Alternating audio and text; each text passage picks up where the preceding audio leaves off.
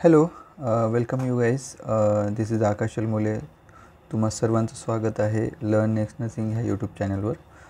तर मित्रांनो, उद्याला नागपूर महानगरपालिकेचं स्टाफ नर्स या पदासाठी आणि अजून 4 जे वेगवेगळे पदं आहेत त्यांची ऑलरेडी एक्झाम झालेली आहे आणि उद्याला स्टाफ नर्स जे नर्स परिचारिका आहे ह्या पदासाठी परीक्षा आहे. ओके, तर त्याच अनुषंगाने आपण एक करंट अफेअरचे आणि मराठी ग्रामरचे काही MCQs घेऊन आलेलो आहोत. सोबतच तुम्हाला सांगतो आहे की उद्याचा जो पेपर आहे, ओके, निगेटिव्ह मार्क्स नाही आहे त्याच्यामध्ये. तर तुम्हाला थोडंसं कॅल्क्युलेटेड म्हणजे तुम्हाला एक प्रोबॅबिलिटीनुसार म्हणजे एलिमिनेशन पॅटर्न यूज करून जर तुम्ही MCQ सॉल्व करणार, कारण तुम्हाला पूर्ण 100च्या 100 MCQ सॉल्व करायचे आहे. ओके, आणि पेपरमध्ये सगळ्यांना माहिती आहे की जो सेक्शन ए असणार आहे त्याला 25 MCQ तुम्हाला 30 मिनटामध्ये सॉल्व करायचे आहे. ओके, सेक्शन बीमध्ये सुद्धा सेम 25 MCQ 30 मिनटामध्ये, सीमध्ये सुद्धा 25 MCQ 30 मिनटामध्ये, डीमध्ये सुद्धा 25 MCQ 30 मिनटामध्ये. ओके, तर प्रत्येक सेक्शनमध्ये तुम्हाला सगळेच म्हणजे जे जसे की 4 सेक्शन्स तुम्हाला सांगितले. ओके, तर प्रत्येक याच्यामध्ये तुम्हाला मराठीचं ग्रामर, इंग्रजीचं ग्रामर, ओके, त्याच्यानंतर तुम्हाला मॅथमॅटिक्स आणि GK आणि नर्सिंग हे सगळं तुम्हाला इन्क्लुडिंग असणार आहे प्रत्येक सेक्शनमध्ये. ओके, तर ह्या पद्धतीनं तुम्हाला MCQ सॉल्व करायचे आहे. प्रत्येक सेक्शन संपल्यानंतरच तुम्हाला दुसऱ्या सेक्शनला जायला मिळेल. ओके, लक्षात ठेवा, जर तुम्ही निगेटिव्ह याच्यामध्ये निगेटिव्ह मार्क्स नसल्यामुळं तुम्हाला 100 MCQ पूर्ण सॉल्व करायचे आहे. ओके, चुकेल तरी चालेल. ओके, नाही येत असेल तरीसुद्धा तुम्हाला सोडवायचे आहे. 120 मिनिट तुम्हाला भेटणार आहे. ओके, म्हणजे कसं नाही येत आहे म्हणजे काही पण तुक्के नाही, थोडंसं विचारपूर्वक तुक्के मारायचे. विचारपूर्वक म्हणजे एलिमिनेशन पॅटर्न एक प्रकार असतो. ओके, जर तुम्ही नॉर्सेट देत असाल तर नॉर्सेट एक्झाममध्ये डेफिनेटली हे सेम टाईपचे MCQ ऑलरेडी नॉर्सेटनी केलेले आहे. ओके, तर ह्या पद्धतीने पेपर असणार आहे. उद्यासाठी तुम्हाला बेस्ट ऑफ लक. तसेच आता आपण काही MCQs बघू. मे बी याच्यातले MCQ तुम्हाला येऊ शकतात. ओके, ठीक आहे. तर यामध्ये which country hosted 2024 summer Olympics. Okay, तर ऑलिम्पिक्स हा हॉट टॉपिक आहे. तर 2024चा जो ऑलिम्पिक होता हे कुठल्या कंट्रीनी होस्ट केलं होतं, म्हणजे कुठल्या कंट्रीमध्ये. तर याचं राईट आन्सर येतं, काय येतं याचं राईट आन्सर? फ्रान्स. ओके, फ्रान्समध्ये कुठली सिटी? तर तुम्हाला जर याच्याविषयी क्वेश्चन आला तर फ्रान्समध्ये जे लोकेशन होतं ऑलिम्पिकचं ते होतं पॅरिस. ओके, तर म्हणूनच याला पॅरिस ऑलिम्पिक असे म्हणतात. ओके, पॅरिस ऑलिम्पिक असे म्हणतात, लक्षात ठेवा. ओके, याची ओपनिंग कधी झाली होती? याची ओपनिंग झाली होती 26 जुलै 2024. ओके, आणि एंड कधी झाला होता याचा म्हणजे क्लोजिंग सेरेमनी 11 ऑगस्ट 2024. ओके, प्रत्येक गेमचा एक मोटो असतो. तर 2024 ऑलिम्पिकचा मोटो काय होता? Games wide open. लक्षात ठेवा, गेम्स वाईड ओपन हे याचा हे होता. किती स्पोर्ट्स होते टोटल? याच्यामध्ये स्पोर्ट्स होते टोटल 32 स्पोर्ट्स होते. ओके, लक्षात ठेवा. किती कंट्रीजनी पार्टिसिपेट केलं होतं? नेशन्स पार्टिसिपेशन्स किती होतं? तर याच्यामध्ये 206 कंट्रींनी पार्टिसिपेट केलं होतं. लक्षात ठेवा, 206. ओके, त्या ऑलिम्पिकचं कितवं एडिशन होतं म्हणजे कितवं हे होतं? तर हे 33rd. ओके, 33वा हे एडिशन होतं ऑलिम्पिकचं. ओके, याला पॅरिस ऑलिम्पिक 2024 म्हणतात, जे की फ्रान्समध्ये येतं. ओपनिंग 26 जुलैला. मोठं होता games wide open. Total 32 sports होते. ओके, 206 कंट्रींनी या ऑलिम्पिकमध्ये पार्टिसिपेट केलं होतं. हा पहिला क्वेश्चन.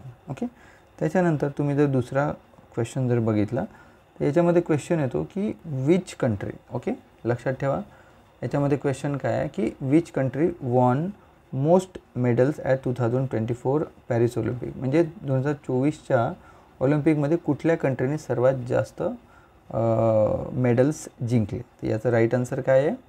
याचं राईट आन्सर येतं USA. ओके, राईट आन्सर आहे United state of America. Okay, जसं की तुम्ही बघू शकता याच्यामध्ये. का बरं युनायटेड स्टेट? आता याच्यामध्ये तुम्ही बघू शकता तो USला किती गोल्ड मिळाले बघा. याला 40 गोल्ड मिळाले. ओके, तर एकूण 126 पदं, एक सिल्वर आणि ब्रॉन्झ. चायनाला 40. ओके, तर असे 91 त्यांना मिळाले. जपानला 45, ऑस्ट्रेलिया 4थ्या नंबरवर आणि भारताचा 71वा नंबर होता. ओके, त्याच्यामध्ये भारताने 6 पदक जिंकले, 1 सिल्वर होतं, गोल्ड 0. ओके, गोल्ड 0, सिल्वर 1 आणि ब्रॉन्झ 5 अशी मिळून 6 पदक आणि भारताचा 71वा नंबर लागत होता. ओके, लक्षात ठेवा. ओके, नेक्स्ट क्वेश्चन होतं की मनू भाकर कुठल्या गेममध्ये Bhaker won which medal women's 100 metre air pistol shooting event at Olympics 2024. Okay, तर मनू भाकरनी वुमन्स 10 मीटर एअर पिस्टल शूटिंगमध्ये कुठलं मेडल जिंकलं. ओके, तर आपण सगळ्यांना माहिती आहे की मनू भाकर, ओके, सगळ्यांना माहिती आहे की मनू भाकर कोण होती. ओके, तर मनू भाकर हे इंडियन शूटर आहे. She is from the Haryana. Okay, she is from Haryana. Okay, काय जिंकली ती, ब्रॉन्झ. ओके, तिने ब्रॉन्झ पदक जिंकलं, लक्षात ठेवा. कशामध्ये वुमन्स 100 मीटर एअर पिस्टलमध्ये. ओके, एअर पिस्टल शूटिंगमध्ये, लक्षात ठेवा, शूटिंगमध्ये. Okay, very important. Okay, she is the first Indian woman. Okay, she is the first Indian woman to win shooting medal. Okay, शूटिंगमध्ये. ओके, शूटिंगमध्ये हे पहिली वुमन आहे की तिने पदक जिंकलं. ओके, लक्षात ठेवा. शूटिंगमध्ये ऑलरेडी माणसांनी भरपूर जिंकलं, पण वुमन्समध्ये she is the first. Okay, female who won the medal in the shooting. Okay, ही मनू भाकर आहे. ओके, यांनी जसं तुम्हाला दाखवलं. आणि याच्यामध्ये क्वेश्चन येतो की फर्स्ट एवर वुमन कोण आहे, फर्स्ट एवर वुमन कोण आहे की ऑलिम्पिकमध्ये मेडल जिंकला. Okay, first ever woman. तर याच्यासाठी तुम्ही आन्सर करायचं काय, कर्णम मल्लेश्वरी. ओके, कर्णम मल्लेश्वरी. ओके, लक्षात ठेवा. ही कोण होती, ही रेसलर होती, लक्षात ठेवा. She is the wrestler. Okay, 1996मध्ये तिने जिंकलं. ओके, 54 kgमध्ये. Okay, Olympic game. Sorry, Karnam Malleswari was the weight lifter. Okay, she was the weight lifter. Okay, आणि रेसलरमध्ये जर फर्स्ट एवर वुमन जर विचारलं, first female wrestler to win the medal at Olympics, Sakshi Malik. Okay, wrestler, first wrestler कोण आहे फिमेलमध्ये, तर you can say Sakshi Malik. त्यानंतर नेक्स्ट क्वेश्चन आहे, Swapnil कुसले recently won a bronze medal in which sports event in Paris Olympic 2024. He is from Maharashtra. Okay, महाराष्ट्रामधला आहे स्वप्नील कुसले. हा Indian shooter आहे. ओके, 2024 ऑलिम्पिक्समध्ये यांनी कशामध्ये, शूटिंगमध्ये. ओके, लक्षात ठेवा. ओके, शूटिंगमध्ये, ऑप्शन सी, शूटिंगमध्ये काय केलेलं आहे, याला ब्रॉन्झ मेडल मिळालेलं आहे. ओके, ब्रॉन्झ मेडल मिळालेलं आहे, लक्षात ठेवा. नेक्स्ट क्वेश्चन आहे याच्यामध्ये की नीरज चोप्राबद्दल. Okay, Neeraj Chopra won which medal in men's javelin throw event at Paris Olympic 2024. Okay, सगळ्यांना माहिती आहे की गोल्ड कोणाला गेलं यावेळी जे जॅव्हलिन थ्रो आहे, जे भालाफेक म्हणतो मराठीमध्ये, सो गोल्ड हे नदीमला गेलं. ओके, नदीम. हा नदीम कोण होता, Nadeem was the Pakistani javelin throw. Okay, player. Okay, तर इंडियाला यावेळी सिल्वर मिळालं, लक्षात ठेवा. यावेळी सिल्वर मिळालं.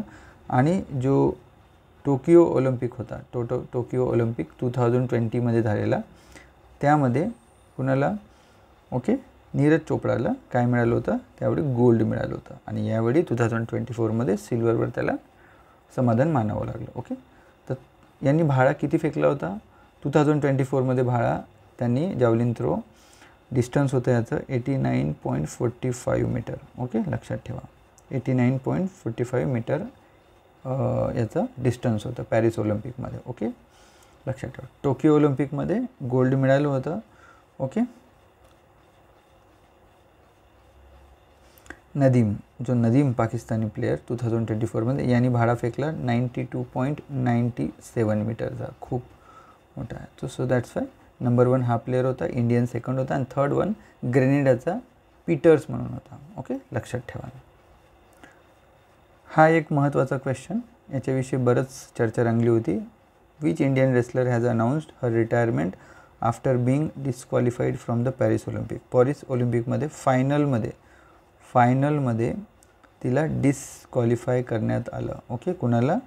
विनेश फोगाटला. ओके, लक्षात ठेवा. आणि जसं डिस्क्वालिफाय झाली, after that she has announced retirement. Okay, लक्षात ठेवा. विनेश फोगाट, शी इज फ्रॉम हरियाणा, डिस्क्वालिफाय झाली होती 50 kg फ्रीस्टाईल रेसलिंग इव्हेंटमध्ये. ओके, फ्रीस्टाईल रेसलिंग इव्हेंटमध्ये पार्टिसिपेट करत होती. रिझन काय होतं डिस्क्वालिफायचं? रिझन होतं फक्त 100 ग्राम वजन जास्त होतं. 100 ग्राम वजन जास्त भरल्यामुळं तिला डिस्क्वालिफाय करण्यात आलं. हा व्हेरी इम्पॉर्टंट MCQ येऊ शकतो. बघा, विनेश फोगाट. हा एक क्वेश्चन आहे. द फाउंडर ऑफ प्रार्थना समाज. Okay, founder of Prarthana Samaj were earlier members of which of the following organisation previously. Okay, तर लक्षात ठेवा, जो प्रार्थना समाज मेंबर जे होते हे पूर्वी कुठल्या ऑर्गनायझेशनचे मेंबर होते असं जर विचारला क्वेश्चन आला तर परमहंस सभा. ओके, लक्षात ठेवा, याचा आन्सर आहे परमहंस सभा. याचे जे मेंबर होते त्यांनीच पुढे जाऊन प्रार्थना समाज हा सुरू करण्यात आला. ओके, याचं योग्य उत्तर नंबर 1 आहे. लक्षात ठेवा. ओके, जे परमहंस सभा जे होती, जी मुंबईमध्ये 1849मध्ये सुरू करण्यात आली होती. ओके, याच्यामध्ये भिकोबा चव्हाण, रामकृष्ण, बाळकृष्ण जयकर, ओके, दादोबा पांडुरंग ह्या सगळ्यांनी मिळून परमहंस सभा सुरू केली होती. त्यानंतर 1867 पासून यांनी सगळ्यांनी मिळून ओके प्रार्थना समाज सुरू केली. ओके, प्रार्थना समाजाची स्थापना केली. Okay, same. तर पूर्वी जे प्रार्थना समाजाचे जे मेंबर्स होते ते पूर्वी परमहंस सभाशी जुडलेले होते. लक्षात ठेवा. नेक्स्ट क्वेश्चन येतो की हा एक हे आहे, which state is the Nishagandhi festival held. आता निशागंधी फेस्टिवल हे कुठल्या स्टेटमध्ये सेलिब्रेट करण्यात येतं? तर निशागंधी महोत्सव हा केरलामध्ये साजरा केला जातो. ओके, निशागंधी महोत्सव फेस्टिवल हा केरलाचा जे केरला टुरिझम डिपार्टमेंट ऑर्गनाईज करतो. यामध्ये निशागंधी डान्स फेस्टिवल असतो हा. ओके, डान्स फेस्टिवल लक्षात ठेवा. ओके, 1 वीकपर्यंत प्रत्येक वर्षी 1 वीकपर्यंत निशागंधी फेस्टिवल साजरा केला जातो. Dance festival, that is a classical dance festival. Next question येतो की which of the following constitution amendment introduced fundamental duties in the Indian constitution. Okay, तर लक्षात ठेवा की इंडियन कॉन्स्टिट्यूशनमध्ये फंडामेंटल ड्युटीज ओके हे जे अमेंडमेंट आहे हे कुठल्या याच्यानुसार अमेंडमेंटनुसार इंट्रोड्यूस करण्यात आलं. ओके, तर याचं राईट आन्सर येतं की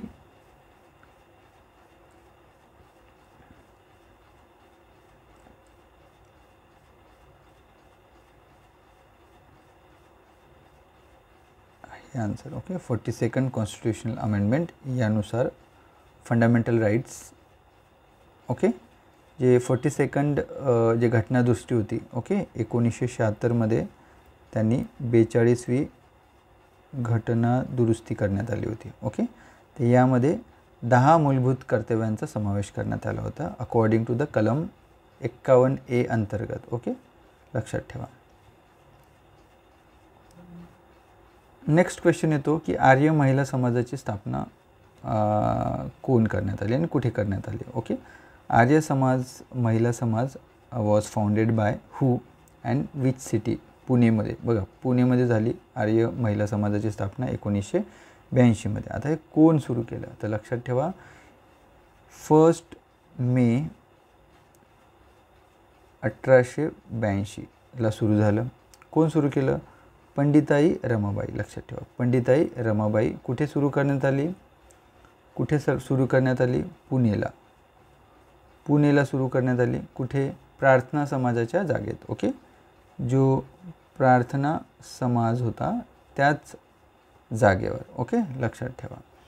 काय होतं उद्दिष्ट? काय होतं आर्य महिला समाजाचं उद्दिष्ट होतं स्त्रियांचा उद्धार करणे. ओके, शाखा कुठे कुठे होत्या? मुंबई, सोलापूर, पंढरपूर, बार्शी, अहमदनगरमध्ये. नेक्स्ट क्वेश्चन याच्यामध्ये येतो की first medical city named countries first medical city named Indrayani Medicity will be started in which district. आता बघा इंद्रायणी मेडिसिटी, इंद्रायणी नदी कुठे आहे? पुण्यावरून जाते. ओके, पुण्याच्या आळंदी वगैरे ह्या बाजूने. ओके, तर सगळ्यांना माहिती आहे. ओके, तर याचं उत्तर येतं पुणे. ओके, पुणे. ओके, जे पहिली जी मेडिसिटी होती कंट्रीची, जे इंद्रायणी मेडिसिटी या नावाने पुन्हा इथे सुरू करण्यात आली होती. आणि याचं उद्दिष्ट काय होतं इंद्रायणी मेडिसिटीचं? ओके, जे पुणे इथे सुरू करण्यात आलं होतं, याचे ऑब्जेक्टिव्ह काय होतं? तर याचं ऑब्जेक्टिव्ह होतं की पहिले वैद्यकीय शहर, ओके, भारतातील पहिले वैद्यकीय शहर इंद्रायणी मेडिसिटी पुण्यात स्थापित करण्यात आलं होतं. आणि यांचं उद्दिष्ट काय आहे की वैद्यकीय शिक्षण आणि संशोधन सुविधा तसेच सर्व श्रेणीचे विशेष उपचार एकाच छताखाली उपलब्ध करून द्यायचं, हे याचं उद्दिष्ट होतं. Okay, next question. NMCचा नागपूर महानगरपालिकेचा हॉट टॉपिक म्हणू शकतो की ऑरेंज सिटी ऑफ इंडिया. लक्षात ठेवा, ऑरेंज सिटी हा नागपूरला ओळखलं जातं. ओके, ऑरेंज सिटी नागपूरला म्हणण्यात येतं, लक्षात ठेवाल, कारण ऑरेंजचं उत्पादन नागपूरमध्ये सर्वात जास्त होतं म्हणून. नंतर काही महानगरपालिकेविषयी, नागपूर महानगरपालिकेविषयी क्वेश्चन बघूया आता. ओके, तर यामध्ये नागपूर महानगरपालिका ही अ वर्गात येतं. लक्षात ठेवा, ABC येतात, त्याच्यामध्ये अ वर्गामध्ये नागपूर महानगरपालिका येते. ओके, याची स्थापना कधी झाली? स्थापना 2 मार्च 1952 रोजी झाली. लक्षात ठेवा, नागपूर महानगरपालिका ही अ वर्गात येतं. सर्वात इम्पॉर्टंट, महानगरपालिकेची स्थापना 2 मार्च 1952 रोजी झाली. याचे क्षेत्रफळ किती आहे? तर महानगरपालिकेचे कार्यक्षेत्र हे 227 चौरस किलोमीटर आहे. ओके, लक्षात ठेवा. आणि अंदाजे लोकसंख्या 30 लाख इतकी आहे नागपूर महानगरपालिकेची. That is very important. Okay, तर हा क्वेश्चन येऊ शकतो.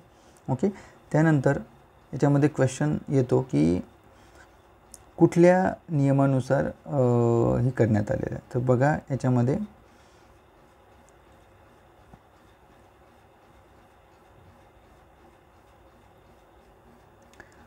तुम्हाला नंतर क्वेश्चन येऊ शकतो की नागपूर महानगरपालिकेचे जे ॲडमिनिस्ट्रेटिव्ह हेड कोण असतात. ओके, लक्षात ठेवा, the corporation elect mayor who along with deputy mayor head of organisation. Okay, NMCचे हेड कोण असतात? ओके, तर मेयर असतो, mayor and deputy mayor. Okay, लक्षात ठेवा.